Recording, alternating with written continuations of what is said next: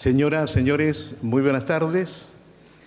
El Colegio de Antropólogos de Chile y el Departamento de Antropología de la Facultad de Ciencias Sociales y Humanidades de la Universidad Católica de Temuco les dan la más cordial bienvenida al 10º Congreso Chileno de Antropología, denominado Repensando desigualdades y diferencias en la convivencia sociocultural entre distintos. Saludamos muy cordialmente a las autoridades que hoy nos acompañan. Prorectora de la Universidad Católica de Temuco, señora Marcela Momberg Alarcón. Vicerrector de Investigación y Posgrado, doctor Carlos Lider Post. Señor Javier Hernández, vicedecano de la Facultad de Ciencias Sociales y Humanidades. Directores de departamentos de la Facultad de Ciencias Sociales y Humanidades, jefes de carrera de Antropología y Arqueología, comisión organizadora, invitados especiales y muy especialmente saludamos a todos nuestros y nuestras colegas nacionales y extranjeros que hoy nos acompañan en este 10º Congreso de Antropología, el cual se inició hoy por la mañana y se prolongará hasta el viernes 11 de enero, siempre en nuestra casa de estudios. Este año, el Congreso tiene por objetivo abordar, por una parte, los logros, dificultades y desafíos que tiene la disciplina en Chile y el mundo, y por otra parte, discutir los grandes problemas sociales que afectan a la región y al país. Nos interesa, de sobremanera, profundizar en los procesos de participación, de desarrollo y de convivencia intercultural, sobre todo bajo el crecimiento y surgimiento de nuevas condiciones de desigualdad en nuestro contexto latinoamericano. La relevancia que tiene este Congreso obedece a diversos hechos. Uno de ellos es congregarnos en la ciudad de Temuco, región de la Araucanía, territorio de gran importancia histórica y cultural. Asimismo, esta realización cobra un sentido simbólico al cumplirse 20 años del tercer Congreso Chileno de Antropología, celebrado en esta ciudad el año 1998, y 35 años desde su primera celebración en 1985. Y finalmente, porque es primera vez que experimentamos la descentralización de la organización con parte del directorio del Colegio de Antropólogos a lo largo del país, Arica, Santiago, Temuco, Valdivia, y con la sede del colegio en esta ciudad. Para dar inicio a este 10º Congreso se dirige a ustedes nuestra prorectora de la Universidad Católica de Temuco, señora Marcela Momberg Alarcón. Prorectora, bienvenida.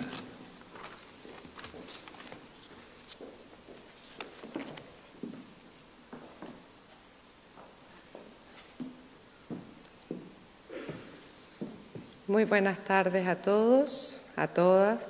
Quiero saludar especialmente a las autoridades presentes, a nuestros expositores, expositoras, invitados especiales, a nuestros académicos y a nuestros estudiantes. Sean bienvenidos a nuestra aula magna de la Universidad Católica de Temuco. También quiero entregar un saludo especial de nuestro rector, quien por razones de agenda en este minuto va viajando a la ciudad de Arica al encuentro del Consejo de Rectores, pero quiere transmitirle la más cordial bienvenida a nuestra universidad. La Universidad Católica de Temuco es una universidad católica, regional, al servicio de lo público, pero que por sobre todo es una universidad inclusiva, que forma personas bajo el concepto de lo que significa la formación humanista cristiana, para que en su proceso de formación aprendan a conocer y reconocer cuáles son las necesidades locales de cada una de sus comunidades, con la finalidad de que, terminado su proceso de formación, sean capaces de devolver a sus comunidades de origen y sean quienes vayan a aportar a la construcción de políticas públicas que sean más igualitarias con el fin de construir una sociedad claramente más justa e inclusiva. En ese sentido, la Facultad de Ciencias Sociales y Humanidades cumple un rol fundamental y sobre todo, específicamente, la carrera de Antropología, que es una de las carreras fundacionales cuando la Universidad Católica de Temuco deja de ser sede de la Pontificia Universidad Católica de Chile, ¿ya? Bajo el decreto fundacional de ese sentido de Monseñor Sergio Contreras Navia. Por lo tanto, nuestra historia desde la antropología en nuestra casa de estudio es trascendental y sumamente importante. Es un honor y un privilegio para nuestra universidad ser por segunda vez la sede de este 10º Congreso Chileno de Antropología, que tendrá por tema principal la desigualdad y las diferencias en la convivencia sociocultural entre distintos. Para nuestra casa de estudios, el entendimiento y la interacción con su territorio y la diversidad de culturas que conviven en él son parte fundamental de su misión y de su quehacer diario. Los derechos humanos, la cultura del diálogo, el trabajo en red y la vocación regional de nuestra universidad está en el centro de nuestro sello identitario. Este trabajo, ¿no es cierto?, colaborativo, el que se ha querido potenciar como la forma de generar y transmitir conocimiento hacia el siglo XXI. La universidad ha mantenido el interés en desarrollar el conocimiento científico de la realidad regional, particularmente en lo atingente a su configuración sociocultural, a través de la promoción de unidades académicas enfocadas en la formación, la investigación y la vinculación con el medio social regional pertinentes y adecuados a dicha configuración. El particular enfoque de la antropología para abordar la realidad resulta fundamental para el análisis de la diversidad de problemáticas, tanto teóricas como prácticas, que se presentan en este Congreso y que tienen como ejes transversales los derechos y la organización de los pueblos indígenas, los retos para la identidad y la diversidad cultural, la intervención antropológica en la justicia, la migración, la perspectiva de género, métodos de investigación de estos fenómenos, entre otros. Espero estos días sean de mayor provecho académico y cultural posible para todos y todas ustedes y que este encuentro sirva para generar lazos de colaboración y obviamente nuevas alianzas que permitan seguir avanzando en el estudio de la antropología. Importante además decir que este congreso, por ser de carácter internacional, se enmarca dentro de la celebración de nuestros 60 años como Universidad Católica de Temuco al servicio de la macrozona sur. Éxito en la actividad y bienvenidos.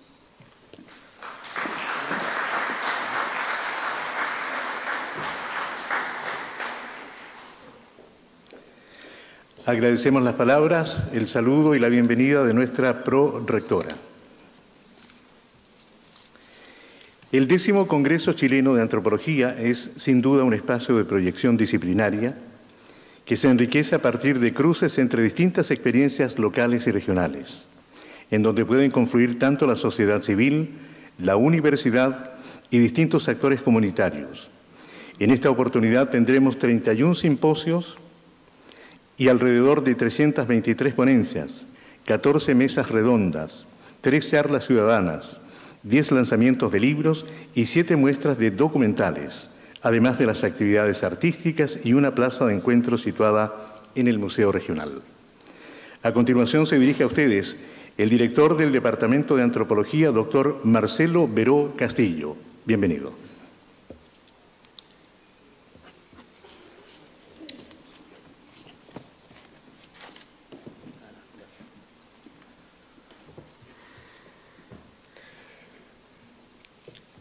Chaupaín Pupeñí Pulamien, Mari Puwanui, Mari Compuché. Bienvenidos a esta Casa de Estudios Universitarios, la Universidad Católica de Temuco. Saludo formalmente a las autoridades académicas aquí presentes, a nuestra prorectora Marcela Momber, al vicerrector de Investigación y Posgrado, doctor Carlos Liuder, al vicedecano de la Facultad de Ciencias Sociales y Humanidades, Javier Hernández.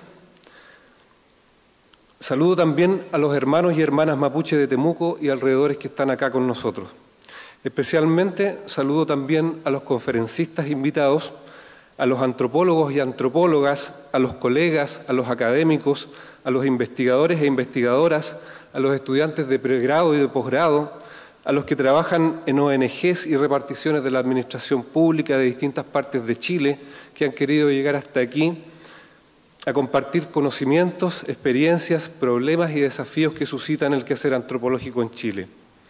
En esta tarde de verano meridional quiero darles a todos y todas la más cariñosa bienvenida a Temuco para celebrar aquí, en el Wallmapu, el país mapuche, la capital de la Araucanía de Chile, el 10º Congreso Chileno de Antropología, repensando desigualdades y diferencias en la convivencia sociocultural entre distintos.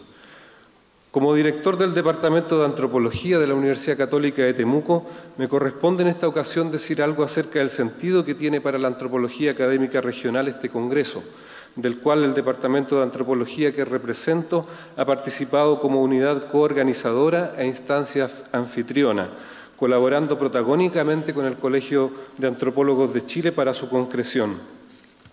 La antropología en la Universidad Católica de Temuco tiene una presencia que, como decía la prorectora de la universidad, se remonta a inicios de la década de 1970. Ese año la universidad creó el Centro de Estudios de la Realidad Regional, CERER, dirigido por el antropólogo checo Dr. Milan Stušlik.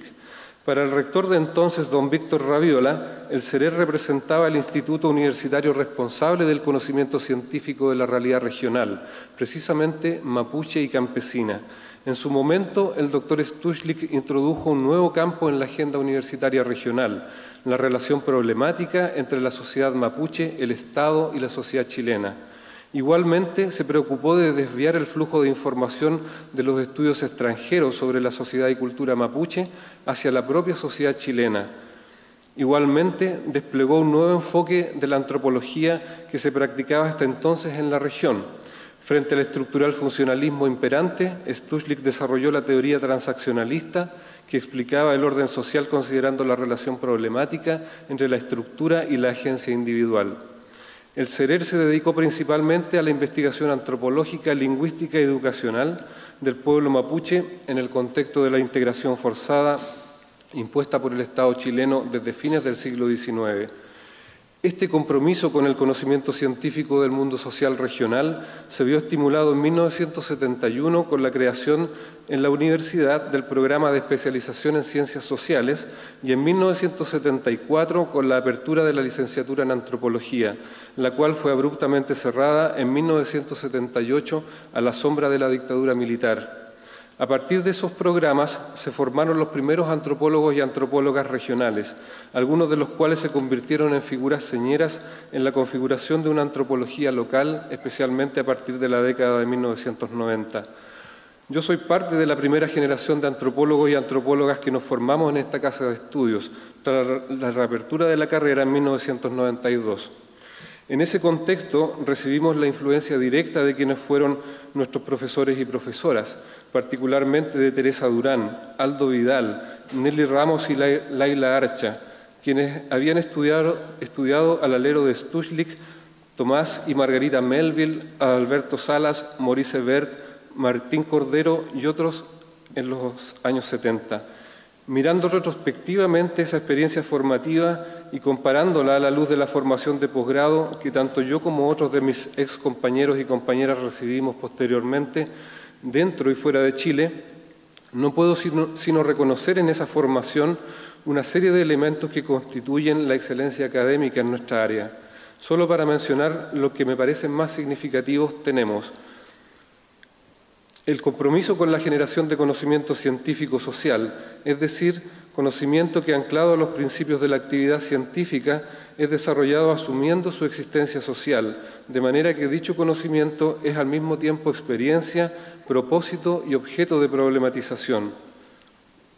Responsabilidad académica, orientada a elaborar puntos de vista especializados que contribuyan a la discusión crítica y al diálogo fundado en torno a problemas de la realidad social en la que vivimos envueltos. En un contexto complejo como el de la Araucanía, caracterizado por problemas históricos intersocietales aún no resueltos, este compromiso es inclaudicable y sumamente delicado, pero no por ello imposible de sostener. Vocación, comprendida como una inclinación fuerte e inspirada a desplegar la disciplina escogida y a experimentar de forma genuina sus múltiples posibilidades de realización. Ser antropólogo o antropóloga es mucho más que conocer las tradiciones teóricas, conducir trabajo de campo, asistir a congresos y reuniones científicas, desarrollar publicaciones y obtener reconocimiento disciplinario y profesional de los pares y de otros especialistas por, comillas, las producciones y desempeños a los que nos somete la mercadotecnia editorial y universitaria neoliberal. En particular, el ethos vocacional transmitido por nuestros profesores y profesoras, el cual estoy seguro que mis colegas de generación también comparten y transmiten a sus estudiantes, concierne a combinar la pasión por el cultivo de la disciplina, la sorpresa ante el descubrimiento de lo que ignoramos y la voluntad de querer producir cambios en aquellas condiciones que producen injusticia y sufrimiento humano. La vocación teórica ha de ir unida con la vocación axiológica, creadora y transformadora. Reflexividad, entendida como la capacidad de interrogar situadamente los objetos de investigación antropológica y problematizar nuestros propios desempeños en esta con el doble afán de conocimiento y construcción de relaciones sociales equilibradas. El alcance epistemológico y la vitalidad política de los enfoques antropológicos solo pueden medirse teniendo como trasfondo las relaciones de conocimiento y transformación que las y los practicantes podemos elaborar con las y los participantes en la investigación y con nuestros y nuestras pares. En este marco, quiero aprovechar la oportunidad de rendir un breve homenaje a todos aquellos quienes, como la doctora Durán y el profesor Aldo Vidal, y antes que ambos, el doctor Stuchlik, el doctor Cordero, el doctor Salas y tantos otros, ayudaron a forjar la antropología en esta parte del mundo. Muy probablemente, sin el entusiasmo y el convencimiento de ellos, la antropología no existiría en esta universidad. Hacia todos y todas ellas, aunque no se encuentren con nosotros en este plano físico, debemos estar profundamente agradecidos. A ellos les dedico mis respetos y total admiración. Particularmente, la ausencia física de la doctora Durán entre nosotros no hay cómo reemplazarla. No obstante, su obra, su figura y su legado, al recordarlo y reinventarlo aquí, esta tarde, es suficiente para sentir que sigue con nosotros desde el universo simbólico que producimos a través de ejercicios de memoria, actualización y perspectivación. Cuando los seres humanos realizamos y valoramos este tipo de esfuerzo, estamos contribuyendo a su reproducción y proyección. Sin querer, nos involucramos como eslabones de una misma cadena, de la cual quienes nos anteceden y han dejado este mundo han sido precursores, trazando caminos y abriendo sendas. Sin ellos ni nosotros, este acto no tendría sentido. Dado que hoy por hoy la Universidad Católica de Temuco, que este año está celebrando sus 60 años de vida, se compromete explícitamente con el desarrollo regional porque se ve a sí misma como una institución capaz de convertirse en un agente protagónico de este, los antropólogos y antropólogas regionales tenemos un gran desafío al que debemos responder. Para poder hacerlo, tenemos que articular las exigencias del medio académico y social, especialmente las que impone el contexto de relaciones intersocietales chileno-mapuche, con las que surgen de la misma evolución de la disciplina. De allí que sea necesario remirar y replantearnos los campos e intereses de investigación. Cada día es más imperiosa la exigencia de desarrollar una ciencia de las relaciones, practicada a través del cultivo intencionado y ponderado de estas. Nuestro Departamento de Antropología quiere contribuir al desarrollo de una vida universitaria activa y comprometida con la búsqueda de entendimientos y soluciones ante los grandes dilemas que actualmente afectan la convivencia social.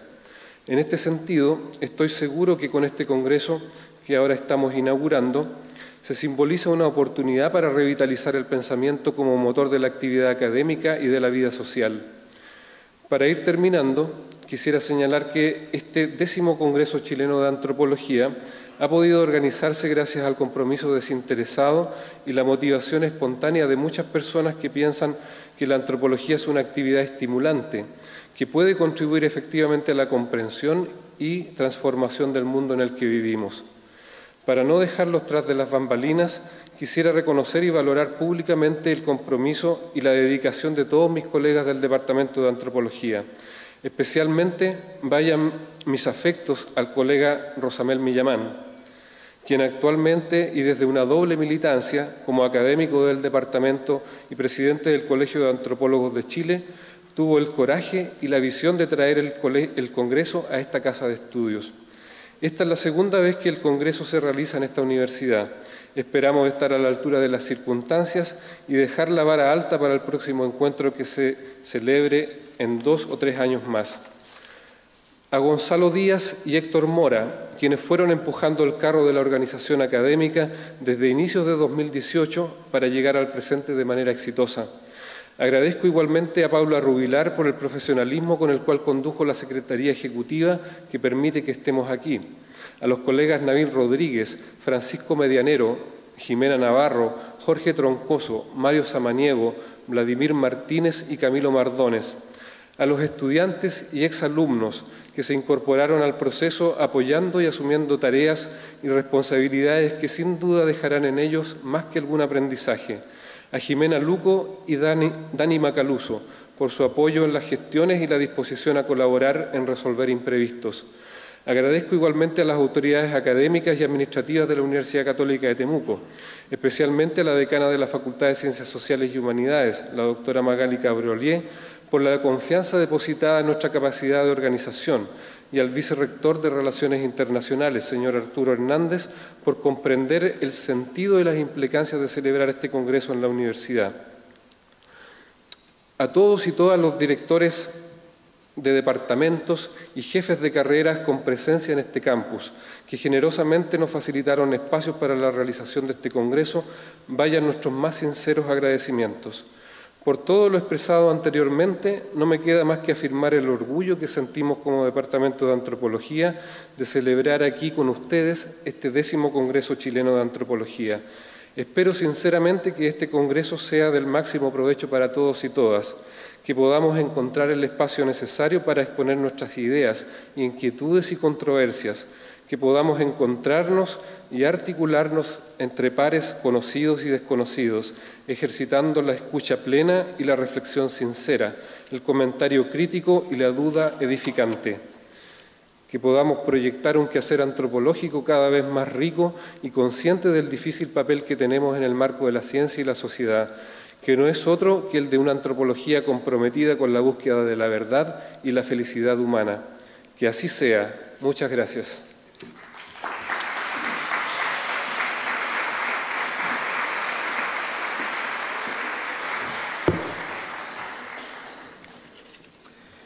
Agradecemos también el mensaje, el saludo y la bienvenida del director del Departamento de Antropología, doctor Marcelo Beró Castillo. A continuación se dirige a ustedes el presidente del Colegio de Antropólogos de Chile y académico del Departamento de Antropología de nuestra universidad, señor Rosamel Millamán Reinao. Bienvenido.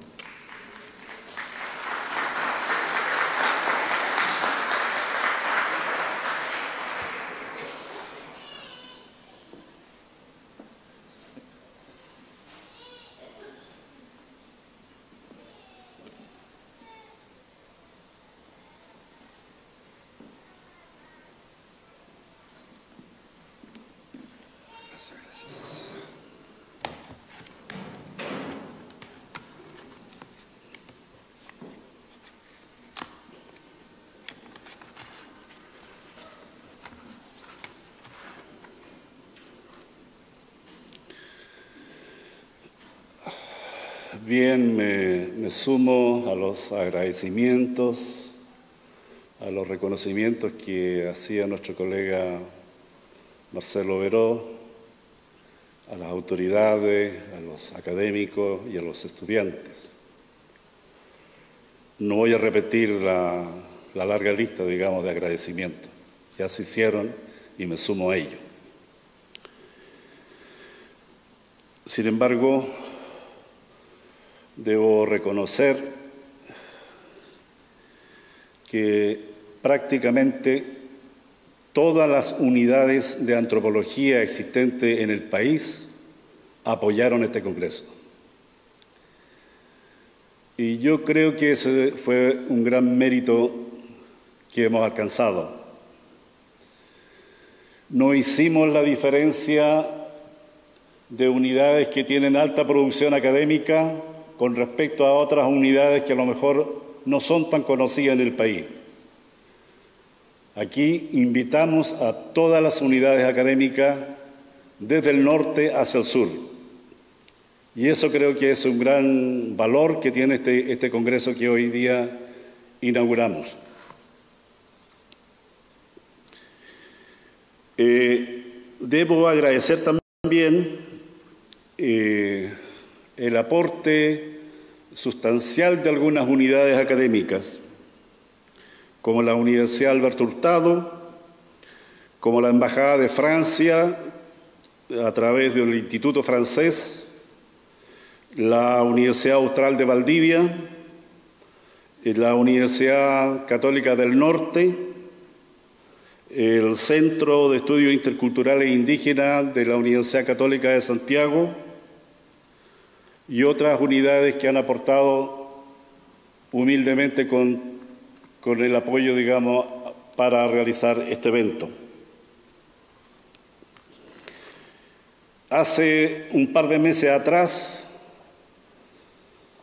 tuvimos aquí en esta universidad un encuentro que se llamó el 10º Congreso de la Red Latinoamericana de Antropología Jurídica. En esa oportunidad le rendimos homenaje a un académico histórico e importante en América Latina como fue Rodolfo Stamenhagen, que estuvo siempre al servicio de la ciencia, de la producción, de la relación con la gente y sobre todo de la relación con los pueblos indígenas. Él fue el primer relator especial que tuvo Naciones Unidas para atender los asuntos indígenas.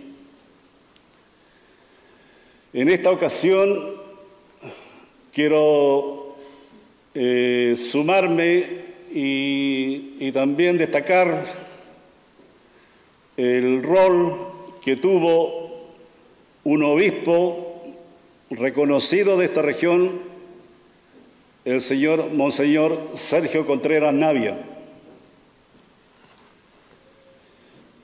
Este obispo, que nuestra casa de estudio le rindió homenaje, fue el obispo que estuvo al lado de las comunidades mapuche cuando la dictadura militar creó una ley sin participación mapuche y pretendió eliminar la condición mapuche de las tierras y también la condición indígena del propio pueblo mapuche. Contreras Navia fue capaz de convocar al Consejo de Obispos en Punta de Tralca para pedirle al gobierno chileno que modifique la ley.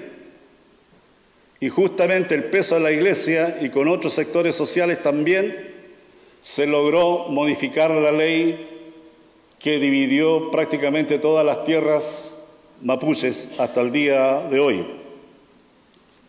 Vayan entonces mis sinceros agradecimientos y reconocimiento a ese obispo que me imagino en alguna foto aparece allí con un megáfono, si es que lo ven por allí en la foto. Estuvimos en varios actos y él hablaba en la calle, hablaba en las comunidades y abiertamente, en una forma muy cordial con todos los sectores sociales. Quiero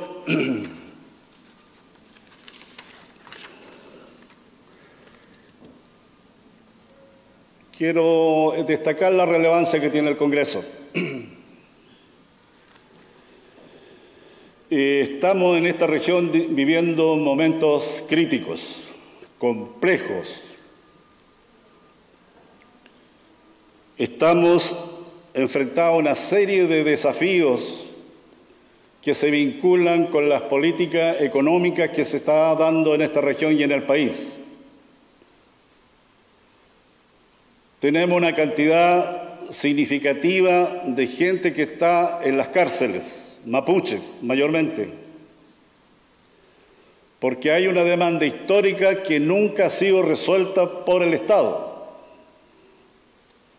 Y esa demanda histórica debería ser escuchada de una manera un poquito más participativa. Creemos que la participación efectiva del pueblo mapuche en un diálogo amplio, participativo, podríamos tal vez buscar maneras de cómo salir de la situación histórica que se atraviesa históricamente en esta región. Hay profundas desigualdades entre lo que es la vida mapuche y los grandes terratenientes. Hace días atrás estuve en una comunidad donde la gente tiene promedio 1 hectárea de tierra como familia. Y sin embargo, al lado de la comunidad hay 10.000 hectáreas de tierra. Esa desproporción es histórica y debemos buscar fórmulas para resolver esos problemas. Y la antropología, obviamente, está llamada a cumplir un rol más activo. La antropología tiene que ser más creativa en esto. Tiene que intervenir en términos de propuestas concretas en los cuales nosotros podríamos ayudar a buscar estrategias para salir de la condición que hoy día vive la región. Creo que hay capacidad humana, hay capacidad científica, hay capacidad profesional para hacerlo. Asistimos también a profundas desigualdades en materia de algo tan vital como es el agua. Como habitualmente salimos a terreno los antropólogos, nos damos cuenta que en algunas regiones el agua se gasta en forma excesiva y sin control. Pero sin embargo tenemos una cantidad creciente de comunidades que no tienen agua y que los municipios tienen que repartirle agua prácticamente todo el año. Ese problema es grave en la región. Es grave. Todavía va a ser mucho más grave por los problemas, digamos, crecientes que tenemos del cambio climático. La antropología tiene que también abrirse hacia esos nuevos escenarios que nos está desafiando el mundo. Necesitamos una antropología más activa en esto, poder entender cómo es la dinámica que se está dando aquí en esta región. Todos los días estamos escuchando en el diario Austral que la araucaria se está enfermando, que se va a extinguir. Pero ¿qué hacemos como ciudadanos? ¿Qué hacemos como universidad? Tenemos que revisar con profundidad dónde van los proyectos de investigación. Sobre todo, entender qué es lo que estamos entendiendo por interculturalidad. Yo prácticamente he dicho en varias partes, en varios foros, que todavía estando 20 años en esta universidad, no entiendo de qué se trata esa cosa. Debemos tener responsabilidad en lo que tenemos que generar como producción científica. Yo creo que es urgente dar un paso en esa dirección. Sobre todo, este cambio climático también que va a afectar a muchas poblaciones, fundamentalmente la población lafkenche. El nivel del agua está subiendo en todas partes y probablemente pescadores, comunidades indígenas, trabajadores también, gente que vive cerca de los bordes, digamos, del océano o del río, están propensos a sufrir consecuencias nefastas, consecuencias desastrosas en su vida. Necesitamos producir conocimiento para prevenir qué es lo que se puede hacer en estos casos. Hay una infinidad de problemas que debemos, obviamente, tratar. Necesitamos, con urgencia, depurar los sistemas policiales. No es posible que se ande con el cañón, con la bala, amenazando a las comunidades mapuche y a sus dirigentes. Necesitamos que por favor el gobierno de alguna manera busque estrategia para buscar solución a este tipo de trato que sufre no solamente los mapuches, sino que también otros sectores sociales, digamos, del país. La policía tiene que buscar y tiene que recuperar su condición de proteger la ciudadanía. En fin, necesitamos también que la universidad influya, la antropología influya en la producción de nuevos textos sobre la historia de Chile. Todavía en la historia de Chile se está hablando de la vieja historia, probablemente de la patria nueva y la patria vieja, algo que yo conocí hace mucho tiempo atrás. Yo creo que es necesario que la universidad, aquellos académicos y antropólogos que están alrededor del país, podamos dar un paso en la dirección de cómo podemos intervenir o mejorar la calidad de la educación que están recibiendo los niños.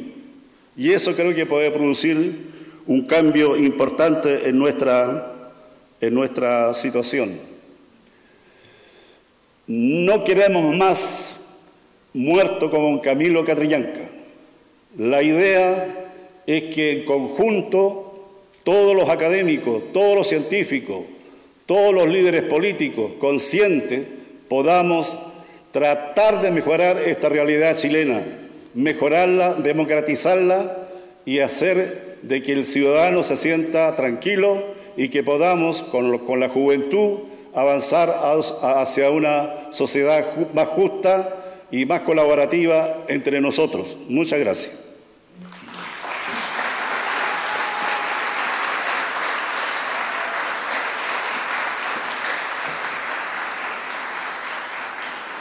Era el mensaje, las palabras del presidente del Colegio de Antropólogos de Chile y académico de nuestro Departamento de Antropología, señor Rosamel Millamán Reinao.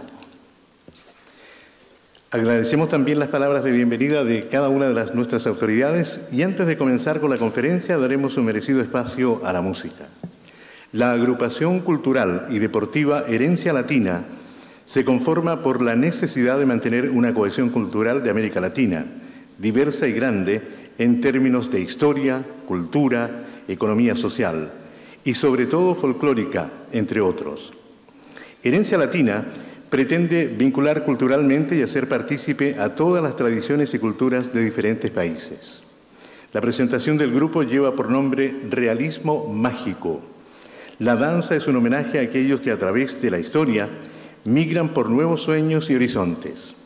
Los ritmos colombianos son la evocación de las realidades de un país que baila con su historia, la alegría de nuestras fiestas, son la esperanza y el reflejo de un país lleno de diversidad y color. Macondo sueña con ser paz y mundo lleno de colores. Mauricio Babilonia bailará al ritmo de sus mariposas amarillas. Le damos la más cordial bienvenida y recibimos con un cariñoso aplauso a Herencia Latina.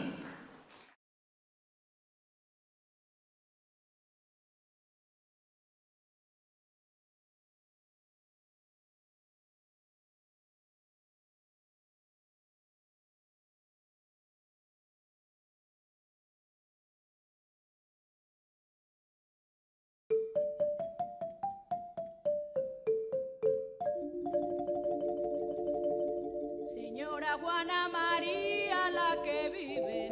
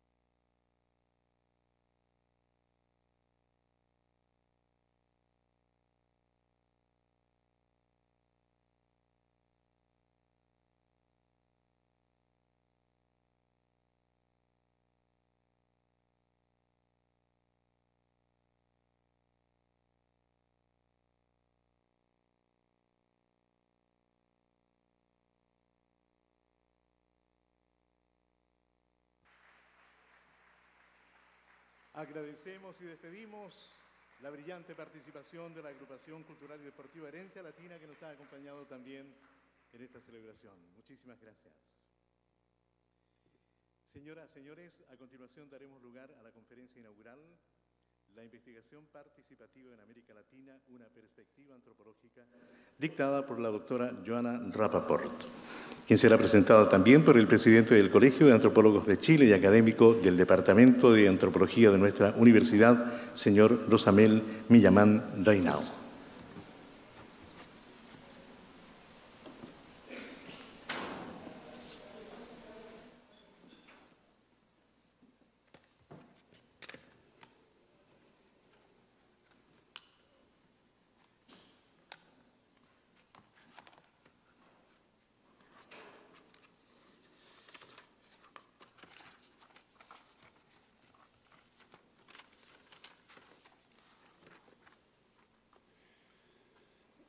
Bien, creo que hay un largo currículum que es casi imposible poder resumirlo. Creo que con Joan nos conocimos en alguna parte de Norteamérica, en los encuentros de los congresos de LASA. Ella actualmente trabaja en la Universidad de Georgetown, en Washington, D.C. o Distrito de Columbia. Tiene una larga trayectoria y experiencia de trabajo justamente en Colombia, creo que por más de 40 años. Y la producción que ella tiene sobre Colombia es bastante importante para los lectores que tengan interés sobre esa región. También yo quiero destacar el vínculo que ha tenido Joan con el movimiento indígena, y sobre todo de los queridos y compañeros del CRIC, del Consejo Regional Indígena del Cauca, que ha sido una organización de larga trayectoria en América Latina y que ha mantenido un gran poder de político y de decisiones muy importantes en favor, digamos, de los derechos de los pueblos indígenas de esa parte del país. Joana tiene innumerables artículos, conferencias, responsabilidades de diverso tipo en la producción de textos, en la ayuda a intelectuales del mundo, jóvenes que quieren estudiar. Ella siempre ha tenido la disposición de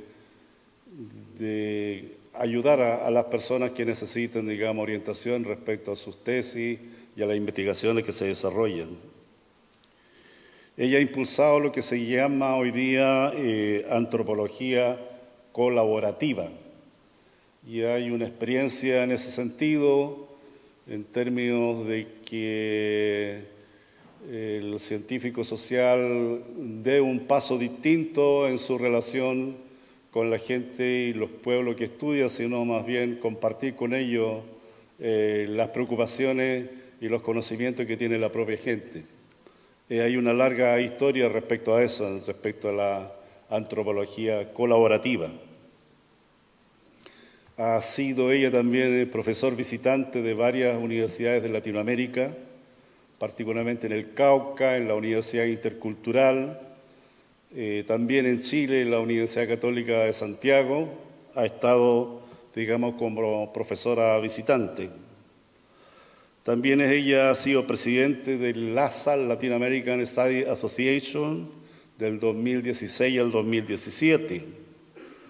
Ha sido presidente también del grupo sobre antropología latinoamericana y también del board del American Anthropology Association en Estados Unidos.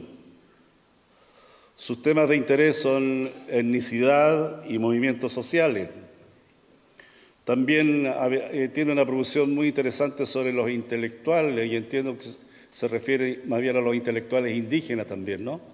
Hay un texto allí bien interesante y llamativo que ella produjo. Ha dado un salto cualitativo, estuvimos hablando hace un rato atrás de la antropología cómica, de la literatura y todo eso, que me llamó mucho la atención. Ella trabaja también los temas de raza, método de investigación, historia etnográfica, estudio en general de América Latina y los Andes. Entonces, para no aburrirlos tanto, ella va a dictar entonces la conferencia inaugural de este congreso titulada La investigación participativa en América Latina, una perspectiva antropológica. Bienvenida, Joan.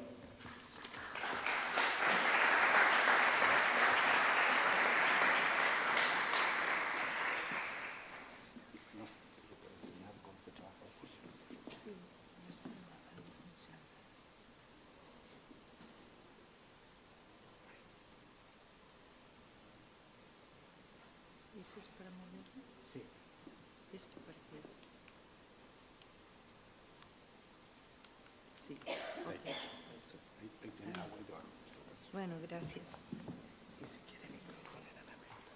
Bueno, gracias. Buenas tardes. Primero quiero agradecer a Rosamel por haberme invitado y a Margarita Canillo y Gabriel Pozo por ser anfitriones desde mi llegada a Santiago. Iba a decir que les iba a llevar a la costa del Caribe, pero ya estuvieron, entonces vamos a continuar allá. La mayoría de las imágenes, las fotos vienen del archivo de Orlando Fals Borda. Esta pintura es de un artista costeño que se llama Cristo Hoyos. Lo que yo voy a hacer, es historia etnográfica sobre un sociólogo y un artista. Y espero que después de escucharle a Rosamel, espero que eso sirva para algo hoy en día. Recordar que era el estudio etnográfico políticamente comprometido en los años del 70. A principios de la década de los 70, el sociólogo colombiano Orlando Fals Borda y un grupo de intelectuales fundaron la Rosca de Investigación y Acción Social y emprendieron investigaciones y colaboraciones en diferentes regiones de Colombia mediante la introducción de una nueva metodología interdisciplinaria, la investigación-acción o IAP, que reivindicaba la articulación de los investigadores externos con los movimientos sociales de base. Ese es Fals Borda. Sus objetivos eran los de colaborar en la recuperación de la memoria de luchas populares del siglo XX y resignificar sus lecciones mediante la acción política. Los primeros experimentos de la IAP coincidieron con el auge de la ala izquierdista de la Asociación Nacional de Usuarios Campesinos, ANUC, el movimiento campesino colombiano. La fundación del Consejo Regional Indígena del Cauca Creek, la primera organización regional indígena establecida en el país durante la década de los 70. En la costa del Caribe, Fals y sus colegas en las ciudades de Sincelejo y Montería, organizados en la Fundación del Caribe, se aliaron con la ANUC Línea Sincelejo, la ala radical de la ANUC, para respaldar el proceso de recuperación de tierras. En el archivo a veces ellos decían invasión, lo que hoy decimos recuperación. A veces de pronto voy a decir invasión porque es el lenguaje que usaban ellos. La IAP involucró directamente a los campesinos en el proceso investigativo. Tal como se desarrolló en la costa del Caribe, la IAP giraba en torno a la creación de una sinergia entre el activismo y la investigación, de modo que la investigación impulsaba acciones políticas y el activismo proveía a los participantes un marco conceptual para analizar los resultados de la investigación. Durante los últimos 10 años me he dedicado a entender cómo FALS y sus colaboradores conceptualizaron su tarea, enfocándome en particular en las siguientes preguntas. ¿En qué sentido podemos entender su labor como un proceso de investigación y en qué sentido era participativo? Estos interrogatorios cobran una relevancia hoy en día para los etnógrafos colaborativos, especialmente en América Latina, donde los métodos de investigación en colabor han echado raíces más profundas y extensas que en el norte global. En un país como Chile, donde hay una capa ya establecida de investigadores mapuches, quienes laboran al lado de investigadores comunitarios, es necesario comprender en qué sentido su caja de herramientas conceptuales es diferente a aquella de los investigadores que han pasado por el entrenamiento universitario, especialmente los comunitarios, pues. La experiencia de Falsborda nos ayuda a formular las preguntas necesarias para teorizar estas diferencias y para erigir puentes entre las diferentes aproximaciones a la investigación. Los significados de participación e investigación en el trabajo de FALS en la costa están anclados por la centralidad de la imaginación.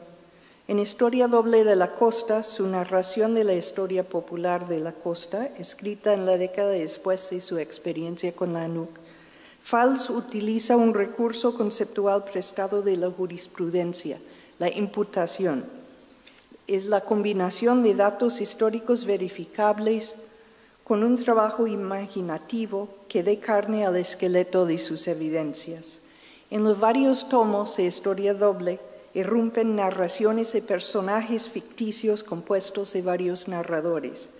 Las voces de estos personajes están documentadas en forma de apuntes y transcripciones de entrevistas en el archivo personal del investigador.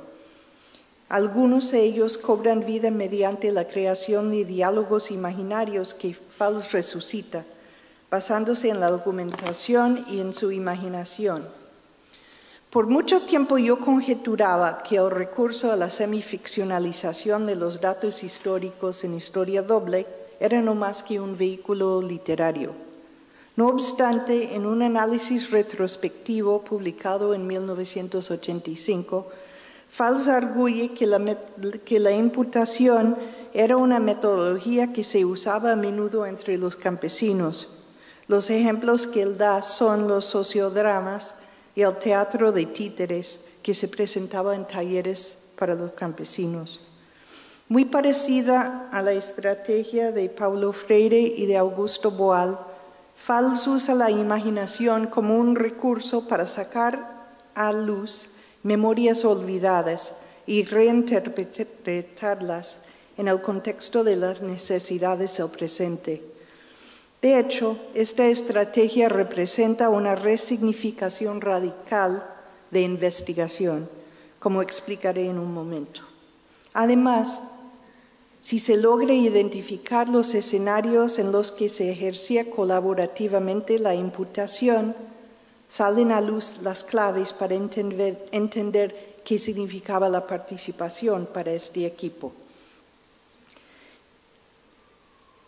Uso escenarios para explorar cómo la imputación se vuelve una estrategia colectiva de investigación. Esto implica llegar a un nuevo entendimiento de qué significaba la investigación para los campesinos de la ANUC. Tanto la base como muchos de los dirigentes locales no podían leer o tenían niveles muy bajos de escolarización. Además, entre las labores agrícolas y las ocupaciones de las haciendas, no tenían mucho tiempo para recolectar datos históricos. Mis propias experiencias colaborativas de investigación con intelectuales indígenas colombianos me sugieren que el modo académico de investigar, es decir, la recolección sistemática de información y su posterior análisis, desempeñadas por un solo investigador, no es lo que siempre se practica en la investigación colaborativa, ni tampoco es lo que hacía la Fundación del Caribe. La antropóloga celtal María Patricia Pérez Moreno nos dijo en un taller que desde el punto de vista de la comunidad, la investigación colaborativa es el diálogo y la reciprocidad, no la recolección sistemática de información. Nos advirtió que, cito, lo llaman investigación colaborativa, pero ya está ahí, que la gente de las comunidades ya tiene la información y más bien lo que les corresponde es reflexionar sobre ella colectivamente. Similarmente, Luis Guillermo Vasco arguye que el análisis colectivo de la realidad en talleres y asambleas indígenas es una forma de investigar. Pilar Riaño Alcalá llega a las mismas conclusiones en una cartilla dirigida a víctimas del conflicto para organizar sus propios talleres de memoria. Riaño anota que aunque los resultados de estos eventos salgan resumidos en informes o folletos, los talleres constituyen en sí los espacios dentro de los cuales se ejerce la investigación colaborativa. Para Pérez Moreno, Riaño y Vasco, la investigación es un proceso que parte del análisis colectivo, es decir, una actividad netamente política. Obviamente, nosotros los académicos recolectamos información, porque así nos entrenaron y porque en muchos casos solo llegamos a conocer los contextos sociales y culturales mediante el estudio sistemático de ellos. No importa si seamos investigadores criados en la cultura dominante o miembros de grupos étnicos, gozamos de ciertas herramientas cuya utilidad no deberíamos negar. La gente, en cambio, muchas veces sigue un proceso más intuitivo, de modo que la investigación de base es una reflexión pública más que una recolección sistemática de datos. De este modo, la colaboración entre investigadores externos e internos establece un diálogo entre participantes con diferentes cajas de herramientas para descubrir y analizar la realidad, con la esperanza de que esta combinación pueda trascender las limitaciones que encontraríamos si no trabajáramos en compañía. Quiero detenerme un momento en la idea del escenario como un soporte importante de la historia etnográfica. Muchas veces cuando hacemos etnografía nos acudimos a escenarios, a momentos impactantes o procesos ilustrativos, como contextos concretos que nos permiten interpretar la vida social. Claro es, sin embargo, que cuando emprendimos una investigación histórica no podemos observar los hechos en persona. En cambio, los tenemos que imputar con base en una documentación fragmentaria o memorias ya debilitadas por el tiempo de los narradores orales. Pero ¿cómo ubicar los contextos más fructíferos en el archivo de Orlando Falsborda? Sabemos que la Fundación del Caribe produjo materiales que combinaban la narración histórica con la ficción para que fueran más asequibles a un público campesino. Una posible entrada serían los cursillos que la Fundación del Caribe facilitaba para dirigentes campesinos. En el archivo de FALS hay agendas de estos eventos que nos da una idea de sus temáticas. El análisis de documentos claves del movimiento campesino, la interpretación de una historia alternativa de la costa desde un punto de vista campesino, un resumen de conceptos fundamentales de la economía política. También hay numerosas fotografías de estos eventos y hay cartillas escritas a partir de las investigaciones de Falsborda en algunos talleres, las intervenciones, de Falsborda en algunos talleres y las discusiones que surgían después de sus presentaciones. Pero tal vez el mejor escenario para explorar el ejercicio popular de la imputación es una serie de folletos ilustrados que la Fundación del Caribe producía en colaboración con la ANUC. Esas historias, narradas en forma de cómics, no eran simples relatos de lucha, sino que funcionaban como un espacio dentro del cual los campesinos, como los investigadores externos, podían ejercer y combinar sus facultades imaginativas. Definitivamente la recolección formal de datos fue en su mayor parte la labor de Fals y los investigadores de la Fundación, pero el proceso de análisis y composición de las historietas era igualmente un escenario de investigación, dentro del cual los activistas campesinos lograban imaginarse como actores históricos y a través de sus acciones hacer historia.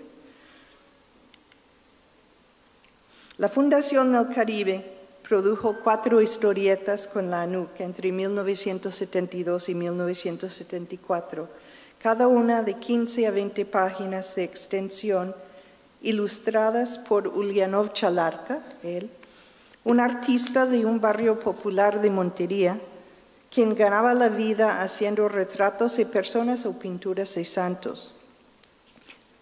Además, era conocido por sus caricaturas de personajes de la ciudad. Cada folleto tomó unos 6 meses de trabajo, sumando el periodo de investigación y de escritura. También se hizo un folleto ilustrado para una organización de jóvenes evangélicos.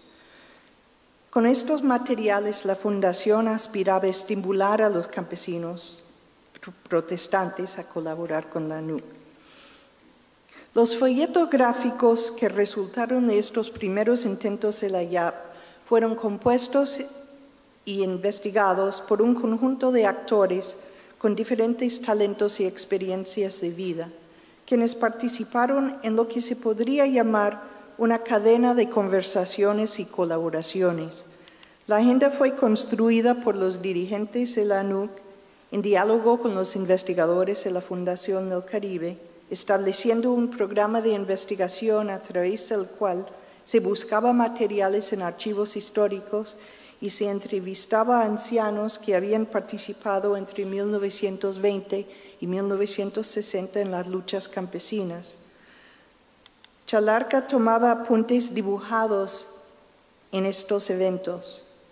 Aquí está en compañía de Florentino Montero, un dirigente de la ANUC en camiseta de botones, Néstor Herrera de la Fundación del Caribe en la camiseta y un narrador de San Onofre Sucre, el que hace un gesto como para enfatizar lo que está contando. Luego de escuchar la narración, Chalarka compartía sus bocetos con el público campesino, quienes le ofrecían críticas constructivas y con ello aumentaba la información y mejoraba lo que él había dibujado.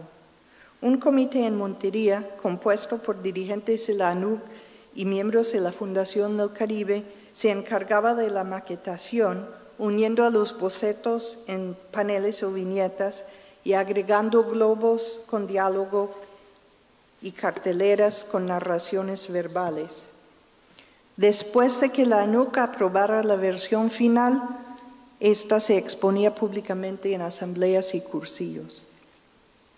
Para descifrar el contenido de un cómic, inclusive para los analfabetos a quienes se les leía las carteleras en voz alta, es menester un trabajo de imputación.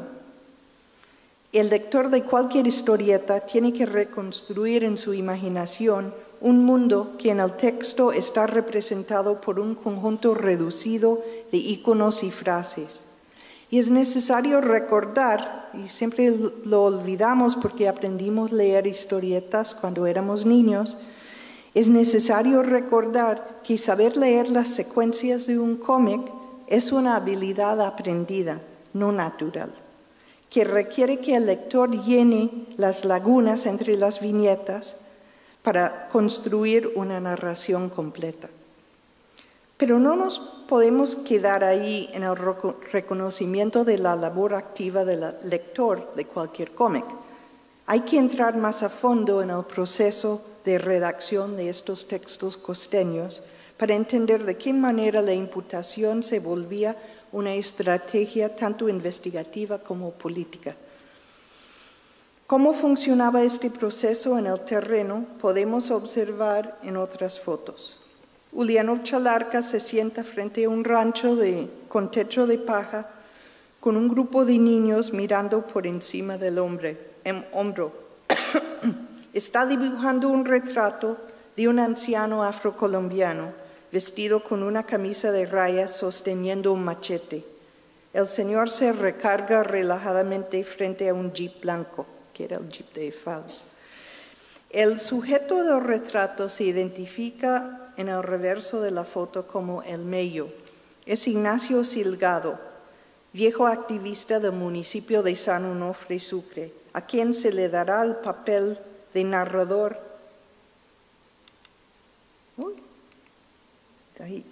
del narrador del cómic Felicita Campos. Cada uno de los folletos ilustrados tiene un narrador semificticio, basado en un líder conocido de la región, pero combinando las historias de varios narradores. La reputación del Mello como dirigente de base llevó al comité a adaptar su rostro para que cumpliera la función de narrador de la historia de Felicita Campos, organizadora de base, quien sufrió los ataques de policía y llevó hasta Bogotá sus demandas en defensa de las tierras de la comunidad. La presencia del Mello en la historia gráfica recuerda a los lectores que los protagonistas de las luchas del pasado siguen viviendo entre ellos. Al experimentar la inmediatez de los dibujos hechos por Chalarka, alimentados de los rostros identificables de sus vecinos, los campesinos podían verse como protagonistas de su historia, proyectándose dentro de la experiencia de los actores históricos y motivándoles a tomar la iniciativa de la acción. Las fotos que tomó Falsborda, transcripciones de entrevistas, algunas pocas grabaciones y mis conversaciones con algunos de los integrantes de la Fundación del Caribe me ayudaron a imaginar las interacciones entre investigadores externos y campesinos en las cuales el artista funcionaba como mediador.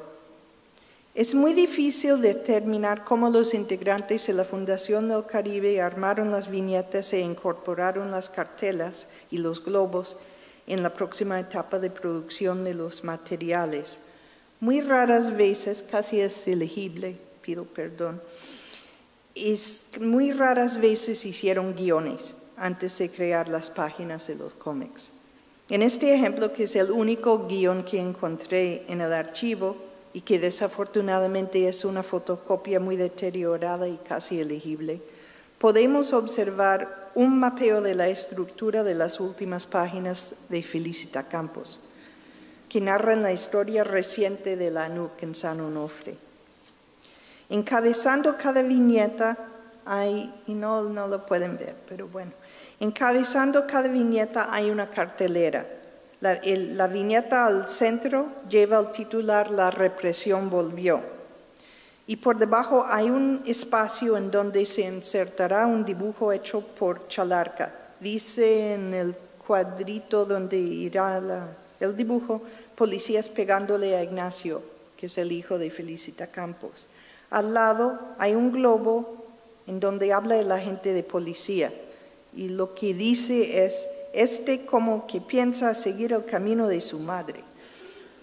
Como se puede observar, o por lo menos observar desde escucharme a mí, Chalarka gozaba de una relativa libertad para componer sus dibujos y se supone que en parte la estructura de la narración está basada en sus apuntes dibujados. A pesar de la autonomía artística de Chalarka, parece que los demás integrantes de la Fundación del Caribe hacían sugerencias al artista durante el proceso de armar la historieta. Fue casi imposible que mis interlocutores compartieran conmigo sus reminiscencias de las discusiones que seguramente surgieron en el curso del trabajo colectivo sobre los detalles de los dibujos. Estas memorias ya se evanecieron con el tiempo. Pero tuve la buena fortuna de leer los cómics con un grupo de historietistas bogotanos, quienes pudieron identificar algunas inconsistencias en las viñetas, como podemos observar en esta imagen tomada de Tinajones, donde el párroco de San Bernardo del Viento defiende a los campesinos frente al terrateniente José Santos Cabrera. Los artistas opinaron que la imagen central, el intercambio entre los dos hombres, fue el boceto original hecho por Chalarca, mientras escuchaba a los narradores campesinos. Y de hecho hay una frase en una de las transcripciones en el archivo de Fals que seguramente estimuló al artista a hacer este apunte dibujado. Una de las cosas que hice fue comparar las entrevistas con los cómics para buscar las fuentes de los dibujos. Los campesinos y los soldados, los campesinos están a este lado, los soldados al otro, vinieron después, en un proceso de montar el dibujo en una viñeta. Mis interlocutores señalaron la problemática postura del soldado, que parece que está dando una patada al niño, y me manifestaron que esta figura debe haber sido añadido al dibujo original. Hay otros ejemplos donde el canal verbal interfiere con los dibujos, lo que también sugiere un proceso colectivo de composición, en donde decidieron adecuar los globos a la organización de la página sin sacrificar su contenido, el resultado siendo una página desequilibrada. Tenemos aquí un texto sin autoría clara, sino con una red de autores. La narración emerge en una serie de conversaciones encadenadas, algunas en lenguaje pictórico y otras en lenguaje verbal. Es solamente en el primer momento, el de narrar las historias en las asambleas o de visitar los archivos, que se está recolectando información. El resto es un proceso de coanálisis, de crear una narrativa común. Durante el proceso, todos los participantes se sumergen en la historia, la imaginan, se posesionan de ella. Esta es la investigación, como los integrantes del equipo, tanto campesinos como externos, entendían el proceso. Este proceso participativo de investigación da comienzos a un diálogo de saberes que en décadas más recientes ha llegado a conformar uno de los fundamentos de la etnografía colaborativa.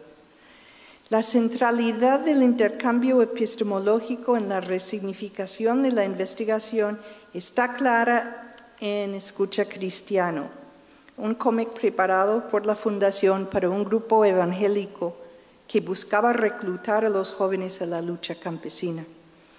Me interesa este caso porque indica cómo Fals y sus colegas cedían a la comunidad la autoridad interpretativa, dando un vuelco al oficio del investigador. El dossier Iglesia Evangélica del archivo de Fals Borda comenzó a ser compilada en 1973, cuando la ENUC encargó a la Fundación del Caribe con la tarea de estudiar etnográficamente una congregación pentecostal en la ciudad de Cereté, cerca de Montería. Su finalidad era la de buscar maneras de atraer a los protestantes a la organización campesina, siendo estos históricamente reacios a los movimientos izquierdistas.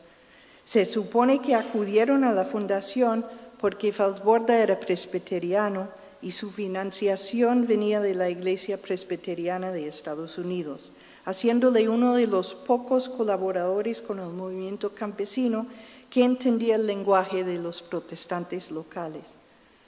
María Cristina Salazar, socióloga y esposa de Fals, dedicó varios meses a la investigación y preparó un informe que analiza las barreras ideológicas ante el reclutamiento de los protestantes a la lucha por la tierra.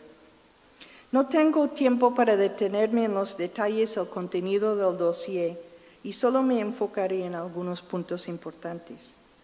En primer lugar, documenta un proceso que sus autores denominaron deliberadamente un experimento.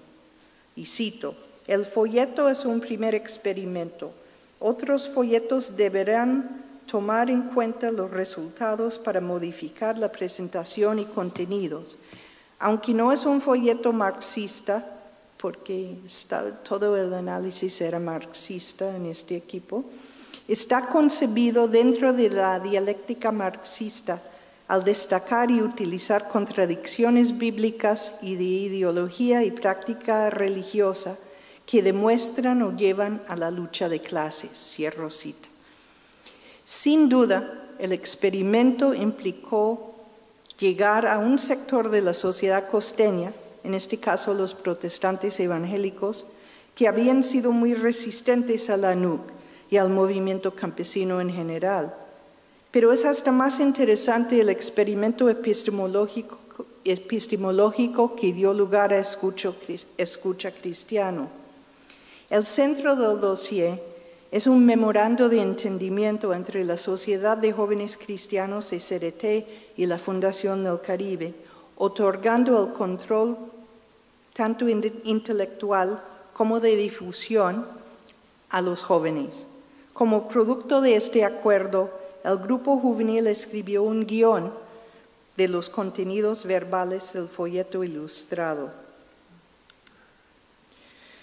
En cada página del folleto aparecen citas bíblicas acompañadas de una exégesis que interpreta el lenguaje bíblico a través del análisis de la realidad que vivían los campesinos, que representa a trabajadores y campesinos costeños en unión directa con Cristo, Dios y otros seres celestiales.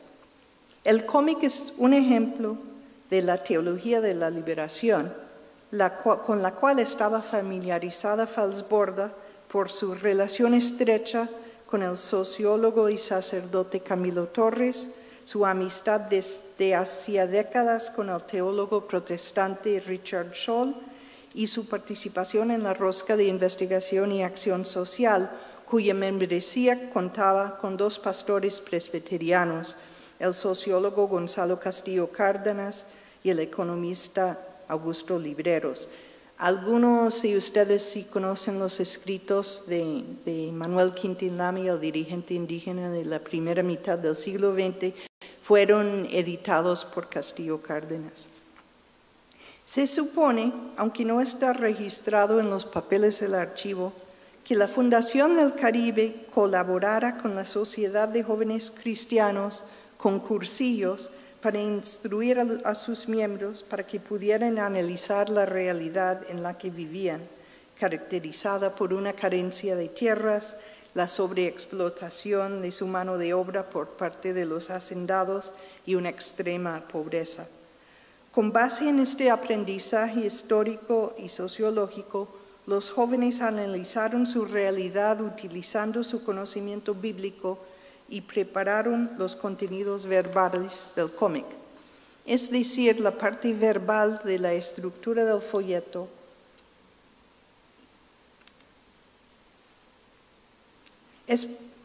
Primero vino la parte verbal de la estructura del folleto y solamente después se yuxtapone las ilustraciones de Ulianov Chalarca. Escucha Cristiano es una especie de sermón ilustrado. Si este fuera un dossier estándar de apuntes de investigación conservado por un etnógrafo, todas las evidencias empíricas habrían sido compiladas antes de la redacción del artículo de investigación, que sería la culminación del proyecto. Por el contrario, el dossier de Iglesia Evangélica funciona en lo que parece ser un orden inverso. Comienza con un informe de investigación no directamente relacionada con el proyecto, que proporciona las bases sociológicas empíricas y solamente después de la recolección de los datos se comienza a establecer los lineamientos de un proyecto participativo, regidos por un acuerdo escrito y firmado.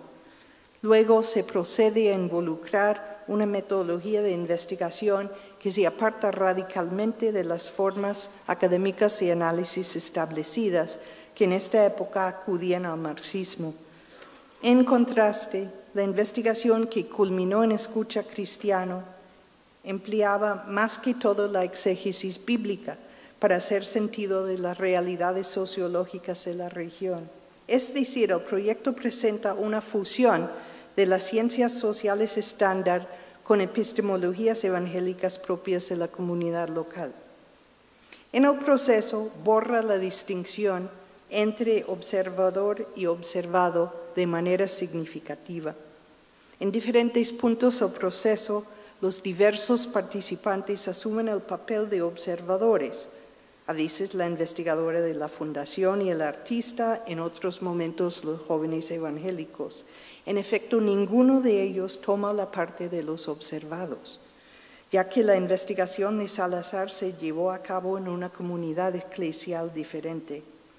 Es, como también es el caso de la producción de las otras historietas, el resultado de una cadena de conversaciones entre diferentes participantes, quienes, en un momento a otro, se veían obligados a ceder su autoridad intelectual a sus socios, ya sea a otros miembros del colectivo de investigación o a sus interlocutores campesinos.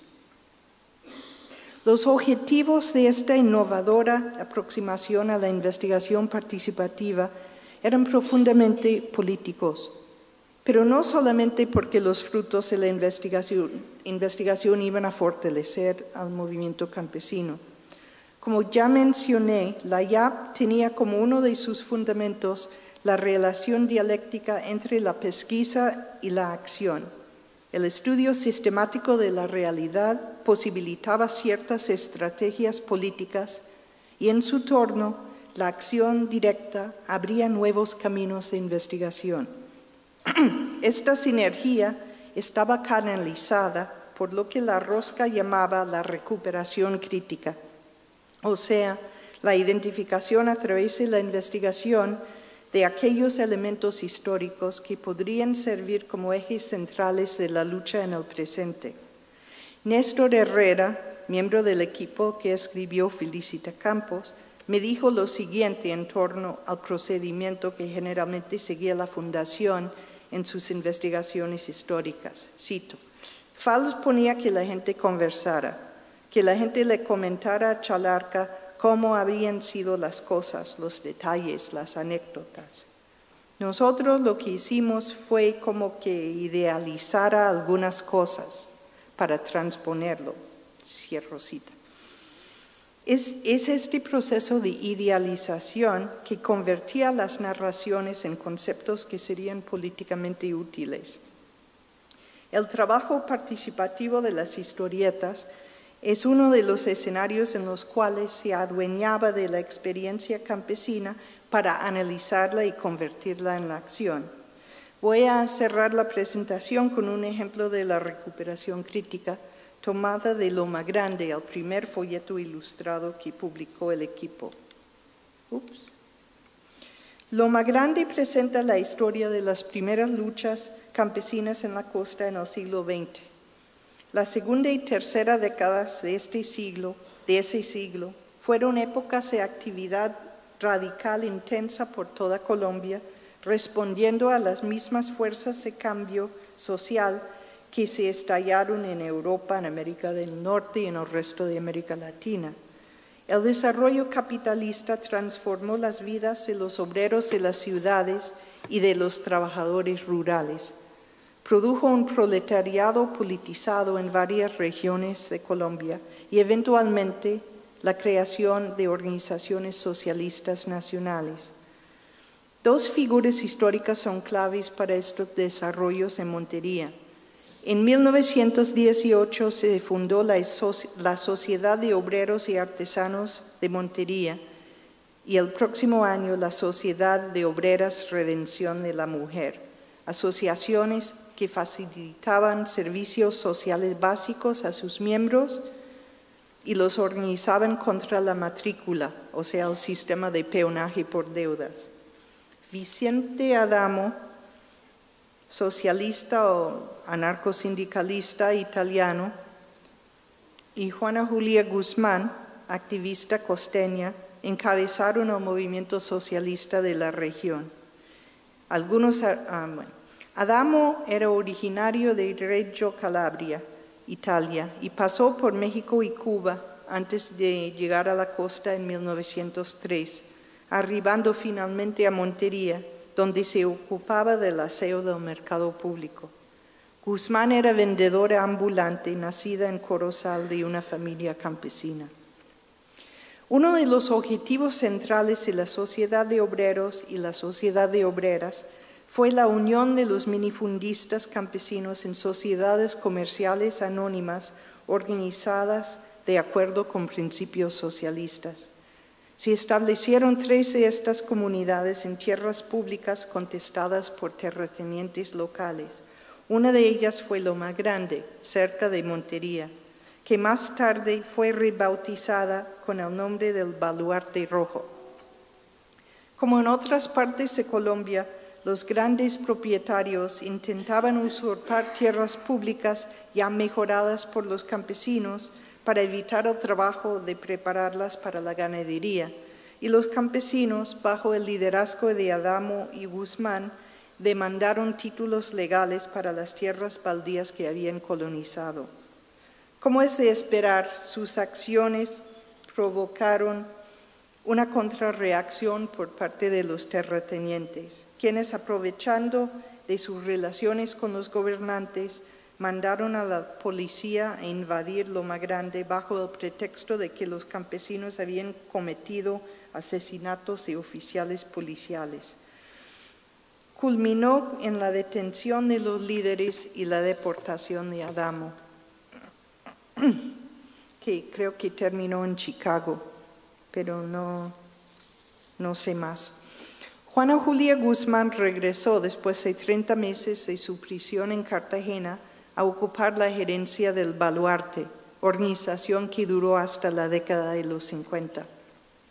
No sabemos mucho sobre cómo funcionó el Baluarte de Loma Grande. A la llegada de Falsborda a la costa en 1972, entrevistó a Juana Julia, quien narró la historia de Loma Grande. En una primera etapa de mi investigación, leí la transcripción de la entrevista, que contiene numerosas preguntas seguidas por respuestas muy breves. A primera vista, una entrevista no muy exitosa. Después, a instancias de una estudiante doctoral, Jafté Robles, quien está escribiendo su tesis sobre historia doble de la costa, decidí escuchar la grabación de la entrevista. De repente me di cuenta de que la transcripción, que no identifica a los interlocutores, en realidad no era una entrevista, sino era una animada conversación entre campesinos, quienes hacían preguntas e interrumpieron a menudo al individuo que estaba hablando. Era un ejercicio de investigación llevado a cabo por los campesinos mismos, con Falsborda como observador. Con base en esta grabación, Ulianov Chalarca comenzó a capturar partes de su testimonio en imágenes, entre ellos el del Baluarte, institución cuyo funcionamiento nunca fue descrito en detalle por Guzmán. Las conversaciones con ella tuvieron lugar en 1972, en el momento de la primera gran ocupación por la NUC de una hacienda llamada La Antioqueña. Ella sugirió la idea de que el movimiento campesino se apropiara de la idea del baluarte para introducir la institución en tierras recuperadas. De este modo, la historieta cobraría una importancia como una herramienta de educación política del campesinado, muchos de quienes no conocían la historia del Baluarte Rojo de la década de los 20. De hecho, el equipo investigador tuvo que imputársele el concepto de baluarte, pero el artista solo parcialmente pasaba su imputación en la historia del primer baluarte, Loma Grande, registrando los acontecimientos de la invasión de la policía y el subsiguiente encarcelamiento de sus dirigentes. Pero el dibujante de un cómic tiene que producir mucho más que una serie de eventos. Tiene que visualizarlos apropiando no solo imágenes fotográficas de la época y descripciones hechas por testigos oculares, sino sumergiéndose en contextos más cercanos, como fue la ocupación de la Antioquia en 1972, donde se fundó el baluarte Vicente Adamo. ¿Qué es una empresa comunitaria o baluarte de autogestión campesina? Un folleto destinado a los líderes locales de la ANUC define el baluarte como, y cito, las tierras arrancadas al latifundio por los campesinos, donde nos organizamos con autonomía para trabajarlas y seguir la lucha por la tierra y el poder, cierro cita. No obstante su tono triunfalista, los baluartes no funcionaron y los campesinos abandonaron la institución después de poco tiempo, sin llegar a entender bien qué era baluarte. Esto tal vez se debe al hecho de que el concepto no estuviera bien arraigado en la memoria campesina. Sugiere que la noción del baluarte presentaba un gran reto para la Fundación del Caribe, tanto en su trabajo político como en la producción de sus materiales educativos. Vamos a ver cómo asumió este desafío Juliano Chalarca. Para cerrar, la viñeta superior del cómic, Chalarca yuxtapone 4 viñetas que anuncian las reivindicaciones de la Sociedad de Obreros y Artesanos de Montería. Aunque las figuras se visten con las modas de la época, no hay trasfondo en las escenas y por lo tanto el artista no los sitúa en un horizonte temporal preciso. Bien hubieran podido ser gentes de la década de los 20, pero también, particularmente en el caso de los hombres, habitantes de la época de los lectores del cómic en los 70. El lema, tierra, trabajo, está acompañado de un hombre sentado. Yo no sé si pueden verlo bien. Yo desde aquí casi no lo veo. Este hombre sentado, quizás quitándose el sudor de su cara, carga una pala en la mano izquierda. Salud está representada por una pareja parada ante un hombre que se gesticula, lo que significa que les está hablando. El esposo carga una hoja de papel en la mano. En Guerra a la Matrícula, un hombre presenta un documento a una mujer. El papel debe ser el contrato, puesto que la matrícula era un acuerdo firmado por las partes del contrato. Unión Educación dibuja a 3 hombres apiñándose en una conversación privada, lo que sugiere que organizan por alguna reivindicación. Es obvio que Chalarca se esforzó por representar claramente estas ideales.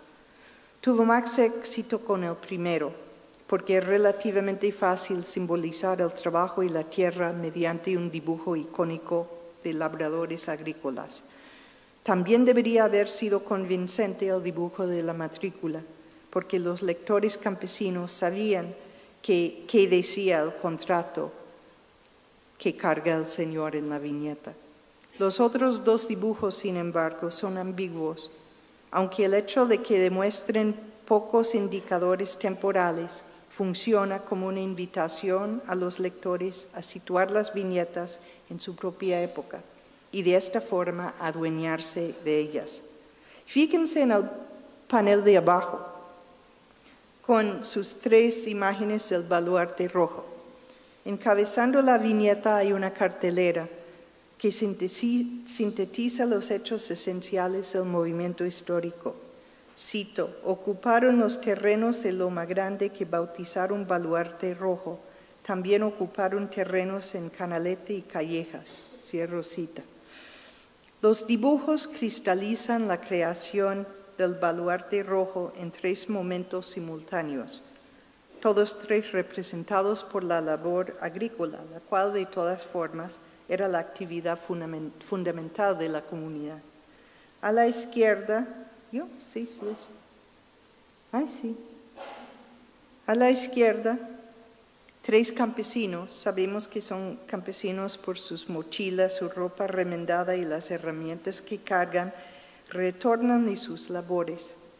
Al centro, Hay dos hombres que cargan ramas grandes, tal vez después de haber despejado el monte, mientras un tercero corta leña. A la derecha, dos individuos semidesnudos trabajan en un cultivo.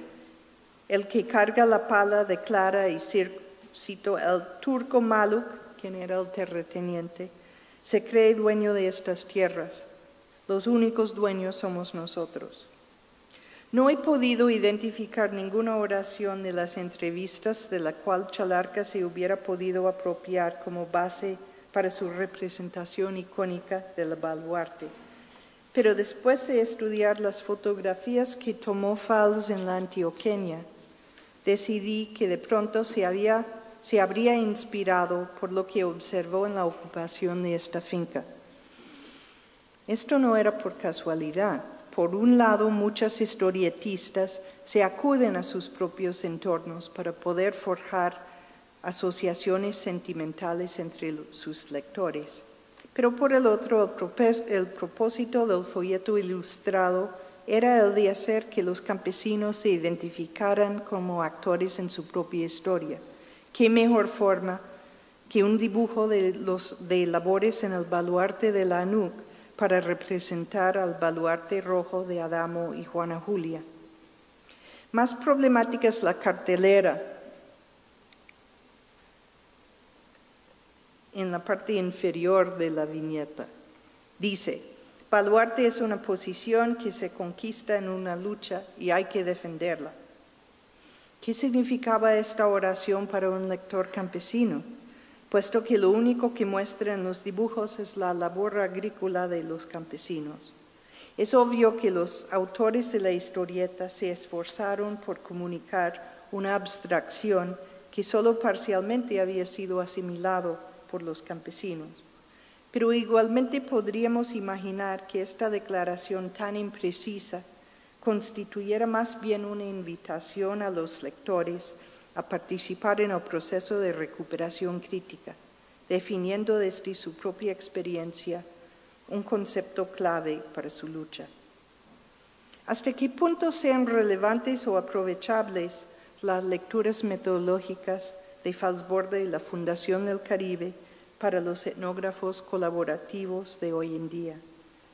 La metodología que concibieron no es un inventario de técnicas, sino un llamado a una nueva postura frente a la investigación.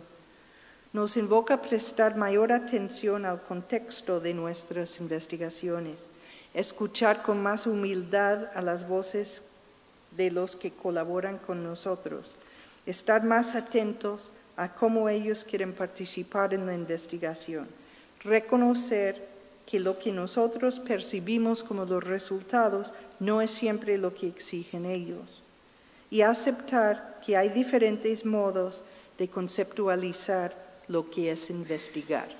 Gracias.